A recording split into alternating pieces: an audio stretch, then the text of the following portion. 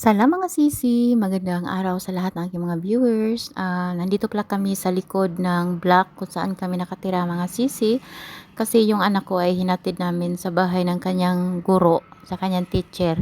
Dito kasi mga sisi, minsan kapag hindi makapunta sa bahay yung nagtuturo sa kanya, kasi mga estudyante dito mga sisi ay naano na po talaga yung tutor-tutor mga sisi.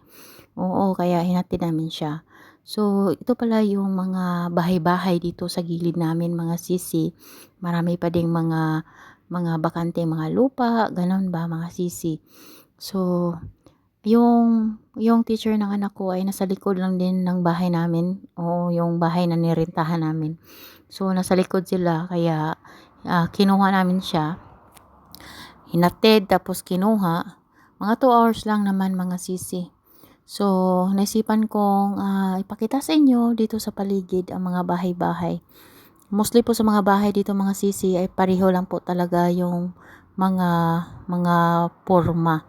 Depende yan kasi may mga mayayaman talaga dito na dalawang lote ang kinukuha nila kaya ang lalaki po ng mga bahay.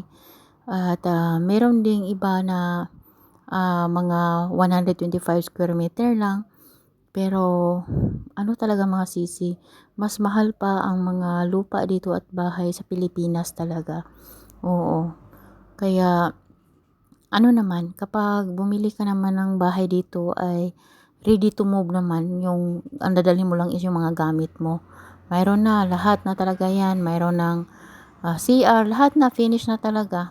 Kaya ang kailangan mo lang ay magdala ka ng gamit mo. Oh. Tapos dito malapit na kami dumating sa bahay mga sisi. Kaya dito lang muna yung ano natin sa bahay. Assalamualaikum. Hello po. Mega shoutout po pala sa lahat ng ating mga viewers ngayon. Magandang araw po sa inyong lahat. Maraming salamat po sa mga bagong subscriber natin sa ating channel. Actually, sa 5 years na po akong nagva-vlog sa YouTube. Oo. Tapos, nag-start ako nag-vlog ay mga ano lang, mga nandun pa ako sa Abu Dhabi. Oo. Dati, dalawa itong channel ko, pero na-demonetize kasi yung una kasi hindi ko na siya napansin. Kaya ito po yung active ko talaga. Wala na talaga, na-demonetize na po talaga siya. Dati, monetize yung channel na yun. Tapos, ay ito naman yung na-monetize. At ito na rin din po yung ano ko, parang fino-focus ko talaga. Oo. So, ayun nga mga sisi, ako po ay nagpapasalamat sa lahat ng mga bagong viewers natin at bagong subscriber. Maraming nagme-message, maraming salamat po sa inyo. So, ayun nga mga sisi, ang part 2 po ng ating story time muna tayo para naman sa mga bago po nating mga subscriber. So, after nito ng part 2, so tuloy-tuloy na po ang ating pag-share kung ano po ang buhay dito sa Pakistan, kung ano po ang Pakistan, mga ganun lang mga sisi. So, yun nga mga sisi, nag-start kami ni Mr. Online, okay? So, marami na nakakaalam nito sa aking mga old viewers talaga. Dati kasi sa Yahoo pa, ngayon is sa Facebook. Wala pa kasi Facebook that time mga sisi. Noong 2006, 2007, ang uso that time is Friendster. Oo, Friendster. Nabutan ko pa yung Friendster. Tapos, biglang nawala. Nagiging Facebook. Tapos, ang active that time is Yahoo at ang mga website ng Cherry Blossom, Mr. Cupid, ganun ba. Pero, sa Yahoo talaga kami ni Mr. First time kong nagchat-chat. Siya yung una ko talagang chatmate. Oo. Tapos nakakatuwa lang kasi marami kaming mga kasama sa trabaho. Parang nalibangan na yata na pupunta sa internet cafe. Oo. Kapag wala kaming overtime, mga mag-out kami ng 4 AM pag night shift. Kasi ang duty namin minsan night shift. Tapos again na naman mag-change shift ng umaga. Kapag wala kaming overtime, mga kalinya ko po ay pumupunta sa Ethernet Cafe talaga. Oo. Tapos, fast forward na lang tayo. Pumunta si Mr. sa Pilipinas. Nagpakasal kami 2012. O, 2012 mga sisi. Tapos, ang experience ko sa ganyan, kapag ang foreigner mo ay gusto magpakasal sa'yo, lalo na kung Muslim, o kapag Muslim, ay kailangan mo munang mag-convert as Muslim. Oo, hindi ka naman anuhin mga sisi, hindi ka naman ifo-force, hindi ka pipilitin. Pero kapag sa masjid kasi kayo ikasal sa Pilipinas, yung sa simbahan ng mga Muslim, mga sisi ba, yung mga kapatid nating Christian kung di alam, kapag sa masjid kayo ikinasal, ay kailangan talagang ang babae ay is-convert po ng Muslim. Oo. So, before kami napakasal ni Mister, ay nagpa-convert po ako ng Muslim. Napalitan yung pangalan ko ng Islamic. Tapos, nag-shahada na ako that time. Ang shahada po ay yun pong biniwika ni Imam na galing sa Quran, na yun pong pagka-convert nyo na time ay susundan nyo lang yung mga words na binabanggit ni Imam. Yun lang. Tapos, first time experience nakapasok sa masjid kasi kasal, ay kailangang hubarin yung sapatos. That time is nag-stocking ako. Tapos, yung damit ko, mayroon akong damit pang kasal mga sisi. Binili namin sa Metro Gaisano, okay? So, bumili kami ni Mister. Ano siya, ang kulay niya is skin tone. Tapos may mga borda-borda na mga beads, ganun ba? Pero, hindi pala pwede. Sa atin kasi ay dapat ang suotin mo is white. So, ang ginawa, binigyan ako ng hijab na puti. Sa asawa ni Imam, puti na hijab. Tapos, abaya na puti. Yun ang sinapaw nila sa damit ko. Oo. Tapos, yun na. Nagpakasal kaming dalawa, kasama yung pamilya ko. Tapos, nagbayad kami mga sisi. Sa totoo lang po, ang pinabayad ni Imam namin ay 15,000 peso. 15,000 peso yung hingi niya. Hindi ko alam kung bakit, pero yun ang hinihingi ni Imam. Tapos, sinusure ko talaga na madala ba siya ma-record ba siya sa PSA para sa marriage contract pa. So, sabi niya is after 6 months daw. Oo. Yung lawyer daw yung at si Imam nagpa-register sa PSA. So, after ng kasal, si Mr. is 21 days lang sa Pilipinas that time. Kasi yun lang ang days na binigay na bakasyon ng kanyang kampanya. Kasi nag-work nga siya sa Abu Dhabi that time. Oo. Ano siya sisi, nagtrabaho ang asawa ko sa 37 years siyang nagtrabaho sa abroad. Oo. Tapos, biruin nyo ha, pinanganak ako ng 1985, tapos si Mister ay napunta sa Abu Dhabi is 1987. Oo. So, nung nasa Abu Dhabi siya is 2 years old pa lang ako.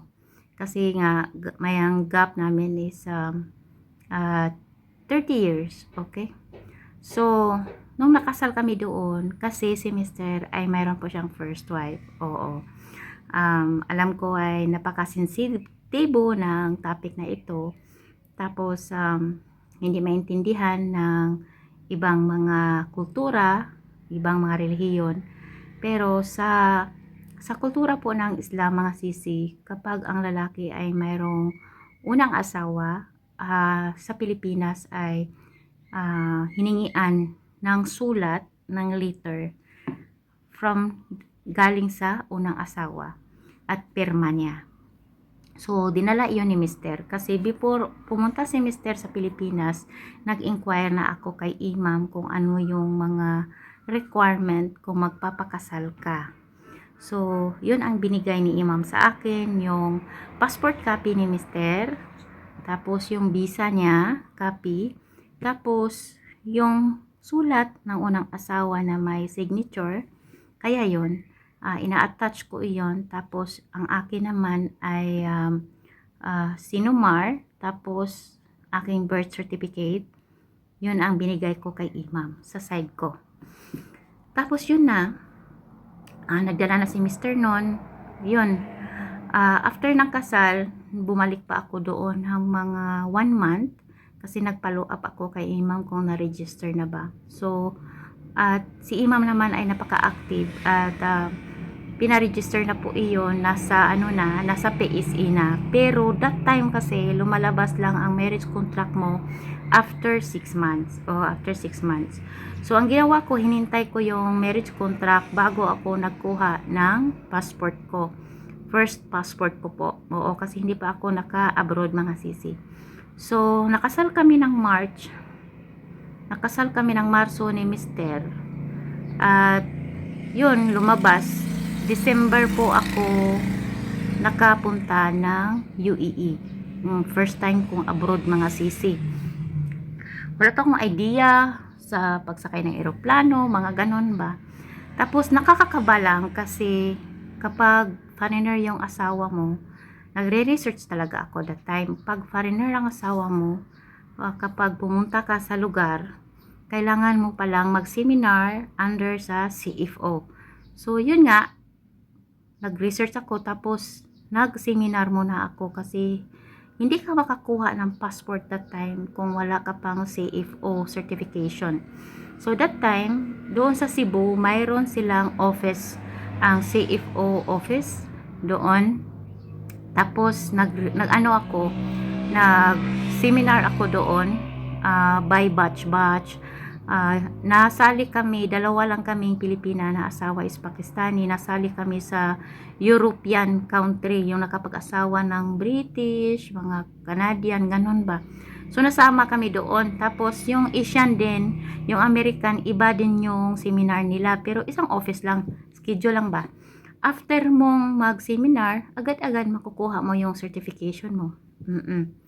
Mayroon din silang mga hinihingi na mga requirements dati, yung marriage contract ninyo, yung passport copy ng asawa mo, tapos ningian pa ako ng bank statement. Oo.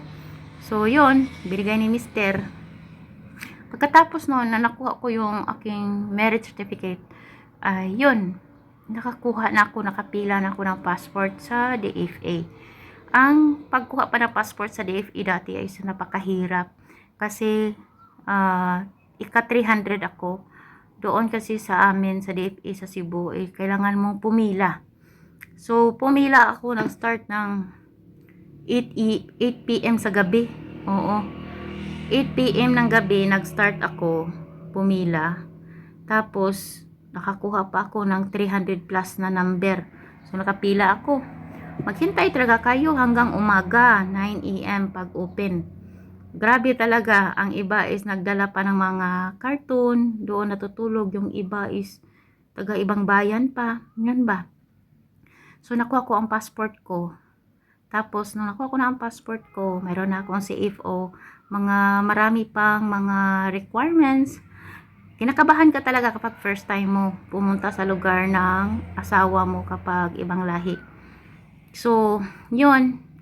Lahat ng mga hinihiling ay kinuha ko na. Binigyan na ako ng visa ni Mr. Invitation letter. Tapos yung marriage contract namin, pina-red ribbon pa. Tapos yung birth certificate ko, pina-red ribbon din. Tapos, inano ko pa yun. Para bang pinaano ko sa Wow Travel o agency siya na pwede kang magpa-red ribbon doon na ang bayad ko dati is 4,000 plus. Oo. So, dumating yung namin, marriage contract na may red ribbon, pinastamp pa ng stamp ng UAE. Oo, may ganyan dati kasi UAE kasi ako May stamp ang likod sa UAE na pina-red ribbon tapos lagyan ng stamp. Yun, nakabiyahe ako, nakapasa ako sa immigration. Napaka-strict dati mga sisi kasi hindi ka pwedeng makapunta sa UAE kung wala kang pareho na apelido.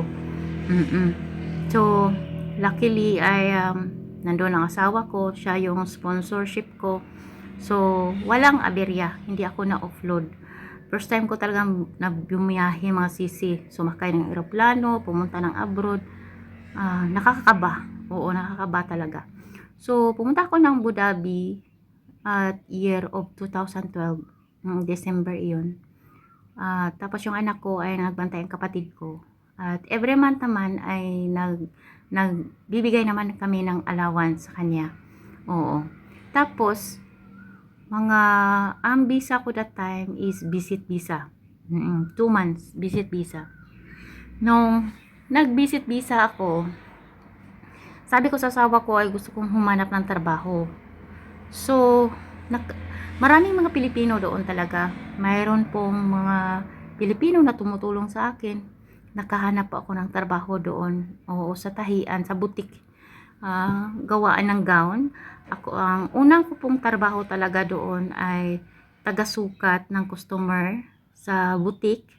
Tapos nagtatahi ng mga lining, tapos may customer kasi iba kasi kapag Emirati, yung mga lokal na Araba ba.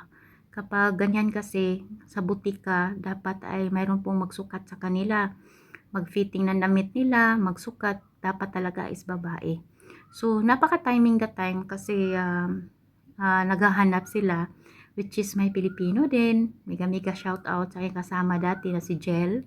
Oo, siya po ay isa pong Pilipina na kasama ko.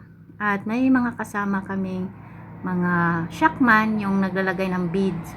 Tapos Pakistani yung master cutter namin. That time kasi mga sisi, ang alam ko lang po ay magtahi. Magbuo ng tahi ng mga uniform, ganun ba? Hindi ko alam na ang trabaho pala ng tahi doon sa UAE ay molding type. Oo, yun bang iba siya.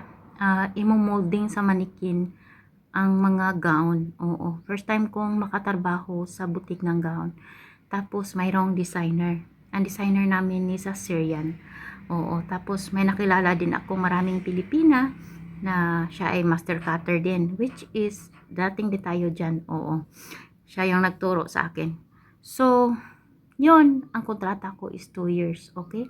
Pero, after 2 months ng visa ko, ay kailangan kong mag-exit. Oo. Dati kasi sa UAE, ay kailangan mong mag-exit bago ka bigyan ng working visa. So, ang meaning po ng exit ay kailangan mong lumabas sa bansa ng UAE at doon mo hintayin yung working visa mo. Sa edad ko na 26 that time, grabe, nakakakaba talaga kasi first time kong nag-abroad, first time ko ding pumunta sa ibang lugar, sa ibang bansa, sa Iran. Sa ano kasi sa Kish Island ay part po iyan sa Iran. Oo, kasi yung UAE sa Dubai at Iran is malapit lang po talaga iyan. Ang Kish Island po ay marami po talaga mga Pilipino ang nag-exit doon, naghintay ng kanilang mga visa. So, para makakuha at maghintay ako ng aking working visa, ay nag-exit ako. So, nung nag-exit ako, kinabahan talaga ako kasi marami na akong naririnig, maraming nag-suicide doon, maraming mga Pilipina hindi nabigyan ng visa ba. So, ang nangyari ay pinabaonan ako ng pera ni Mister, tapos ang mga kasama ko sa trabaho ay binibigyan din nila ako ng guidance na ganito ang gawin mo kasi doon daw marami daw magnanakaw, ganun ba. So, kapag bago ka lang sa Kish Island, ay bitbit mo talaga yung wallet mo, yung mga bag mo kasi marami daw nagnanakaw. So, nung dumating kami doon, malapit lang ang Kish Island. Oo, madali lang akong dumating doon. Hinatid ako ng anak ni Mister kasi sa airport, kasi si Mister ay may trabaho sa opisina. May trabaho siya. So, that time free yung anak ni Mister kasi nasa Dubai siya at ang flight ko ay galing sa Dubai. 1 hour ang biyahe sa sasakyan from Abu Dhabi to Dubai. Yung anak niya naghatid sa akin. So, pagdating ko sa airport, hindi naman siya nakakatakot kasi maraming mga Pilipina. Nung dumating ako sa island na yon, that time kasi hindi pa touchscreen yung cellphone ko. Button lang ba? Oo. Mahal pa yung cellphone na touchscreen that year. Oo. Hindi pa din masyadong lumalabas. Oo. Ano pa lang ang unang lumabas sa Samsung, sa Galaxy 5? Ganon. Oo, para siyang tablet. Basta bago yun, pero mahal siya. Ang cellphone ko noon is, ano pa, 3210. Tapos, yun nga, dumating na ako doon sa Kish Island. Puro Pilipina. Ang daming Pilipina doon, mga sisi. Sa isang hotel, separate kasi yung lalaki, mga Pilipino. Separate din yung mga lahi. Kagaya natin, Pilipino, separate din. Makarelate siguro nito yung naka-experience ng ganun ba. Ano ako doon? 10 days ako doon. Pero lumabas yung visa ko is, pag 5 days, lumabas na yung visa ko. Oo. Inano ni Mister, pinapalo up niya talaga. Tapos, binigay ng designer ko, kasi yung designer namin, siya ang nagdala sa shop. Binigay niya yung visa ko through email sa asawa ko. Tapos, si Mister na ang nagpa-fax. Oh, fax kasi dati eh. Kasi kapag sa fax, ay makukuha mo yung copy. Para na siyang Xerox copy ba, pag nakuha mo sa machine. Araw-araw ka talagang maghintay doon kung dumating na yung ano mo, yung visa mo. Yun lang ang trabaho mo doon. Ang dami namin, 12 kami sa isang kwarto. Oo, tapos yung wallet mo, yung trolley mo, palagi mong kasama, humiga, ganun ba. Pero, na-timing lang ako sa kwarto na nagtulungan kami. Nagtulungan kami, nag-ambag-ambag kami, kumakain kami, nagluluto kami, tinatago namin yung rice cooker, ganun ba, yung heater. Kasi free breakfast kasi doon eh. Pasalamat lang ako kasi 10 days lang ako doon, mga sisi. So, yun na. Umuwi na ako ng UAE at doon ako nagtrabaho. Pero, 2 years lang ako sa UAE, mga sisi, kasi nabuntis ako sa bunso kong si Yusuf. Oo. Nabuntis ako sa bunso ko. Umuwi kami ni Mister sa Pilipinas 2015. Oo, umuwi. Nanganak kasi ako isa May 19. Oo, umuwi kami sa February. So, nung umuwi kami doon, nag-rent muna kami ng kwarto sa city. Tapos, nung mapanganak na ako kay Yusef, ay nag-transfer kami ng apartment.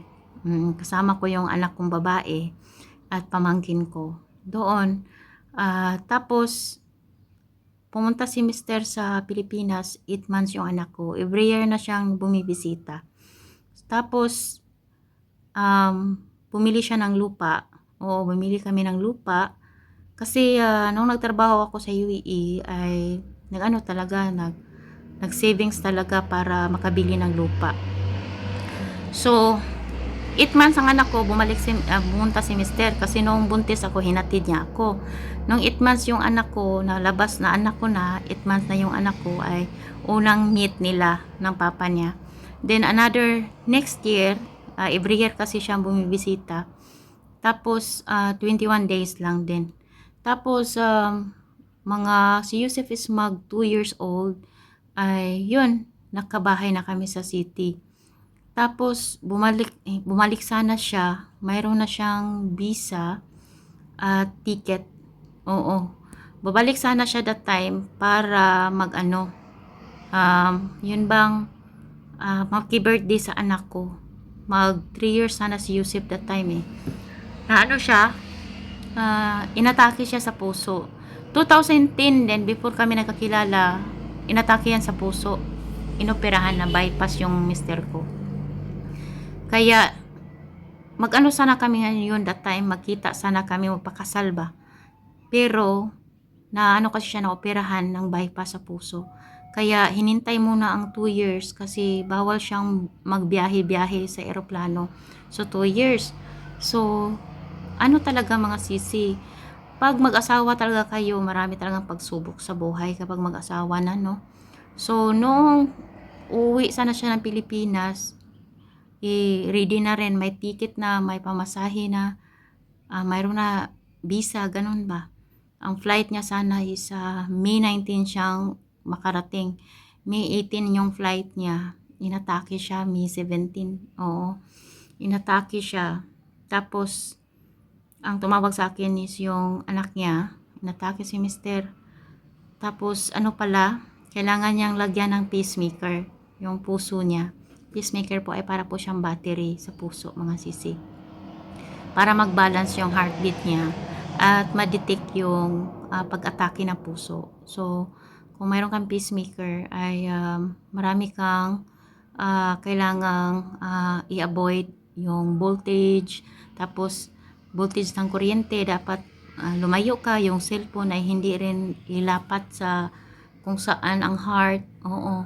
Tapos kapag pumunta ka ng airport, pag may screen, dapat hindi ka pumasok doon, avoidant, ganun ba? So si Mr. ay humina yung puso niya, kaya yon nagdesisyon na ayaw niya sana magpalagay niyan dati, pero delikado kasi kapag ganyan ba. Kaya yung anak niya nag-decide na nagperma talaga siya ng waiver na palagyan ng pacemaker. So nalagyan ng pacemaker yung asawa ko. At grabe, naano ako, na-stress ako that time, parang sobrang lungkot ko talaga. Mahal, magastos ang ganyan talaga. Tapos wala kang masabihan. Tapos marami pa akong tinatahi noon sa school ba. Kaya yon, sabi niya, pumunta ka dito sa Abu Dhabi. Hinang-hina pa yung asawa ko. So, napa-emergency kami papuntang Abu Dhabi that time. Kami ng anak ko, si Yusef. So, nung bumalik kami doon, pumunta kami ni Yusef. Nung una, 6 months. 6 months kami doon ng anak ko. Tapos, bumalik na naman kami, umuwi na naman kami sa Pilipinas. Tapos, noong 2017, bumalik na naman kami doon. Oo. 1 year kami sa Abu Dhabi. Kami ni Yusuf. Yun. Nag-aral ang anak ko doon ng kindergarten. Tapos, biglang pumasok yung COVID. Nung pumasok na yung COVID, ay wala na. Close na yung mga school. So, grabe na. Napaka-stricto noon. Ganon. Tapos, sabi ko sa asawa ko, umuwi muna siya. Kasi may problema din dito. Tapos, nauwi ako ng Pilipinas. Nakakaba kasi COVID time, napaka-stricto sa airport, para talagang hunted. Wala masyadong tao, mga sisi. Palagi pang delayed yung flight ko. At buti na lang, kina-quarantine kami sa Manila ng 3 days. Oo. Hindi 3 days. 1 day lang kami kasi negative naman kami. Oo, doon kami sa hotel. Hindi kami free kasi hindi naman ako OFW. Yung mga OFW free yun sila sa hotel that time no COVID. Pero ako, kapag private ka, hindi ka OFW, walang free. So, doon muna ako sa hotel, tapos umuwi na ako sa bahay. So, ilang taon din ako nagstay sa Pilipinas kasama yung anak ko. Nagnegosyo ako ng tahi. Alam nyo kasi, kapag nag-aasawa ka, lahat talaga madaanan mo iyan. Madaanan mo lahat. Oo, hindi lang love ka lang dyan. Hindi talaga ganyan, mga sisi. Tapos, na-realize ko talaga na dyan na lang kayo para bang ma-peace of mind kapag matagal na kayong nagsasama. Oo. Tapos, dumaan yung bagyo. Bumagyo sa Pilipinas. Bagyong Odette. Yun. Nawala ang signal, lahat. 6 days bago pa kami nag-contact ni Mr. Tapos nag-resign kasi yung asawa ko 2021. 2021 kinasal din yung bunso niyang babae na anak. Tapos yun nga, mga sisi, nawala kami ng anak ko ng 6 days. Grabe yung pag-aalala ni Mr. So pumunta ako sa norte kasi walang bagyo. Doon siya nakarealize na kukunin kami ng anak ko. So, 2022, nag-decide na talaga kami pumunta dito sa Pakistan. First time ko sa Pakistan. Kaya yon, dito ako sa Pakistan, nag-start akong mag-vlog ulit dito. Ayan, tapos kapag first time mo sa isang bansa, mag-a-adjust ka. Marami kang a-adjustin. Language barrier, pagkain, weather, at environment. Oo. Tapos first time din namin na yun bang magkasama dalawang pamilya. Kasi may unang asawa yung asawa ko. Kilala ko naman, alam naman na yung mga viewers ko. Yung unang asawa niya kasi sa matagal na pong may sakit, tapos napag-usapan na maghanap ng pangalawang asawa.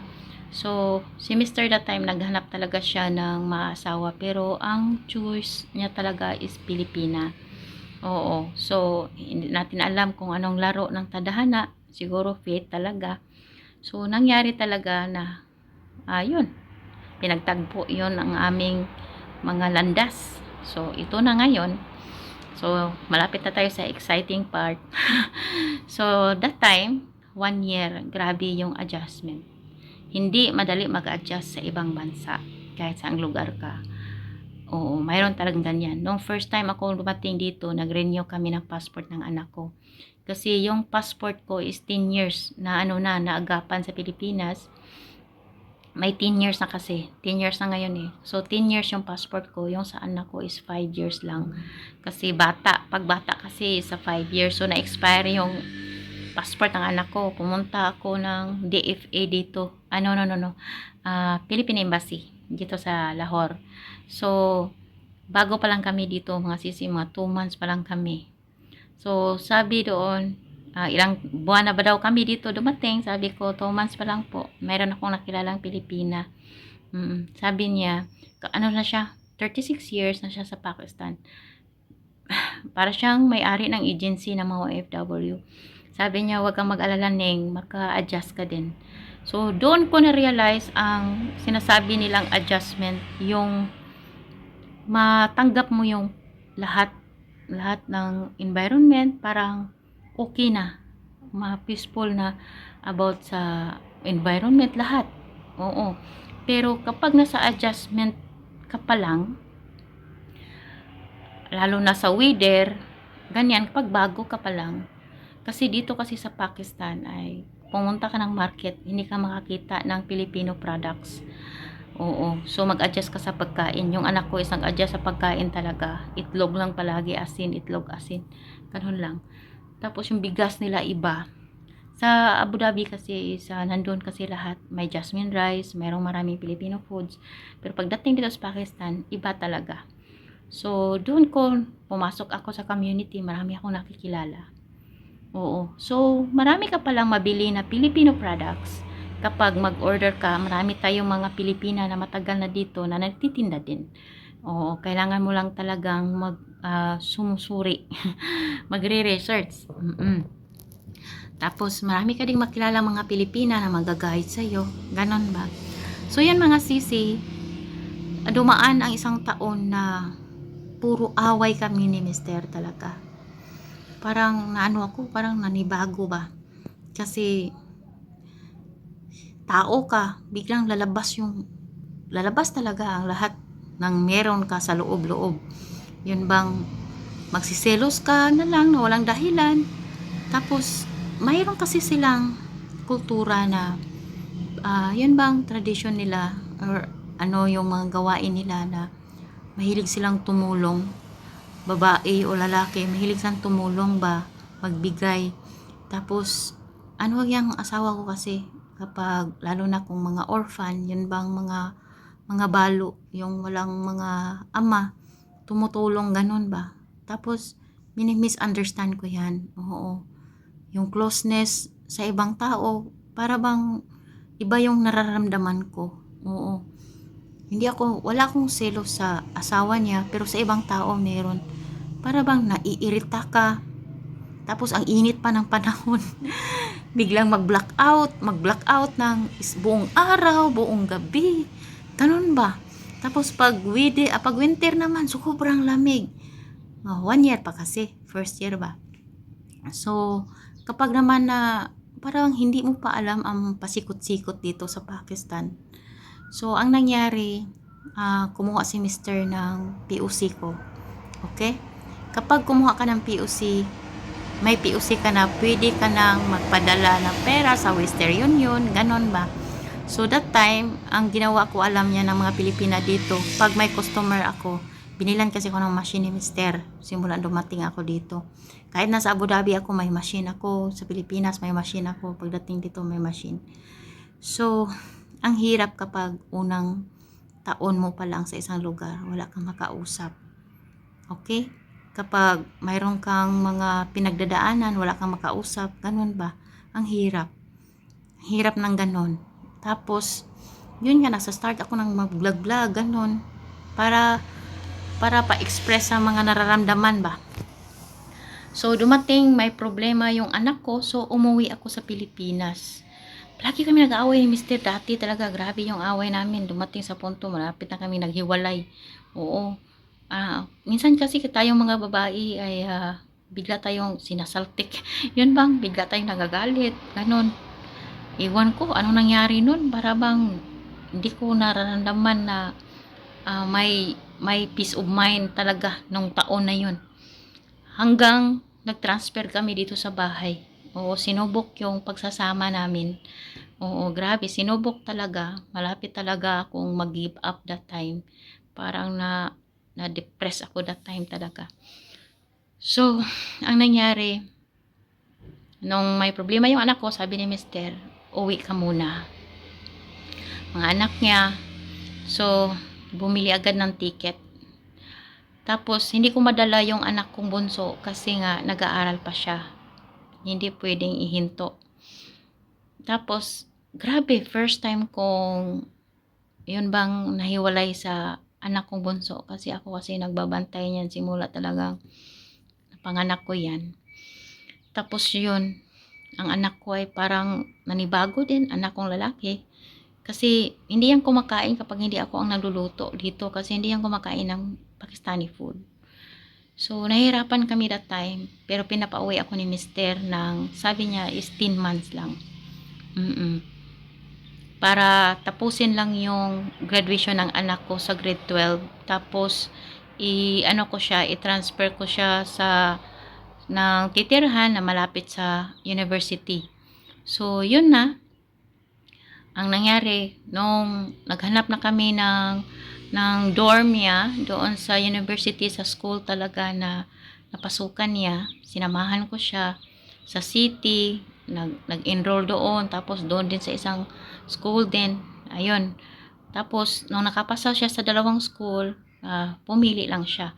So, pinili niya yung school ngayon na pinag-aralan niya. So, yun, inano ko muna siya na maging maayos siya doon. Okay naman siya. Kasi that time, gusto sana ni Mr. dadalhin siya dito sa Pakistan. Pinapipili ko yung anak ko. Pero, ayaw niya. Kahit ako man, ay sabi ko sa kanya, much better na tapusin talaga ang kurso niya sa Pilipinas. Bakit? Ang hirap mag-adjust dito sa Pakistan. Kailangan mo bang pag-aralan yung language? Ganun ba? Parang ang hirap. Tapos, syempre, school bahay lang siya. Iba ang kultura dito kaysa Pilipinas. Unless kung dito ka talaga lumaki. So, walang problema. Kapag foreigner ka, mahirapan ka talaga pag bago pa. So, nagdesisyon siyang tapusin yung kurso niya. So, ayun yung mga sisi. Nung nakatransfer na siya at mag-schedule na siyang makapasok doon, bumalik na ako sa Pakistan. 10 months ako doon.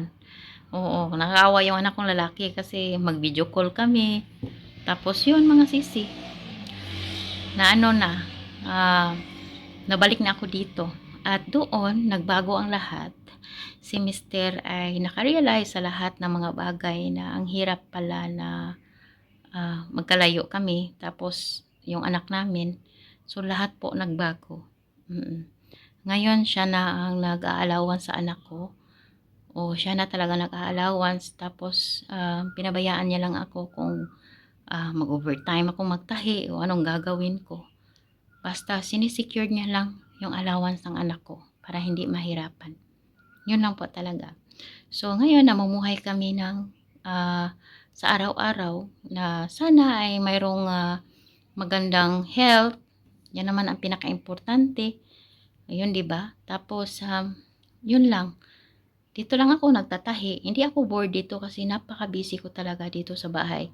Maaga akong gumising, na-prepare sa anak ko sa school. Tapos, gawain sa bahay, nagtatahi. Pag may free time, ganun, walang board dito. Napaka-busy ko. Minsan mag-overtime ako kasi nga, kailangan ng mga customer ko. Lalo ngayon is, coming na ang Eid, maraming nagpatahi sa akin. Fully book na ako this month. So, walang board talaga. So, ayan na po mga sisi ang masishare ko sa inyo sa buhay ko na nakatira at dumating ako dito sa Pakistan. So, maraming salamat po sa inyo at nabigay ko na yung request niyo. Okay?